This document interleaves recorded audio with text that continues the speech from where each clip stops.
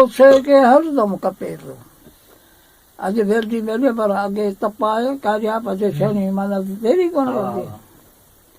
थधो लोह कोसे के हरदम कपे थो काली क्रोधी माण्हू सदा गुनाहगार आहे सबर सुहिणनि जो सिंगार आहे खमिया जहिड़ो न बि को हथियार आहे खमिया वॾो टोल आहे सबर संतोष पहलाज जंहिंजे अंदर में सबर संतोष पहलाज जंहिंजे अंदर में उनजो तिखो तीर कॾहिं न बेकार आहे सबर सुहिणनि जो सिंगार आहे खमिया जहिड़ो न हथियार जंहिंजी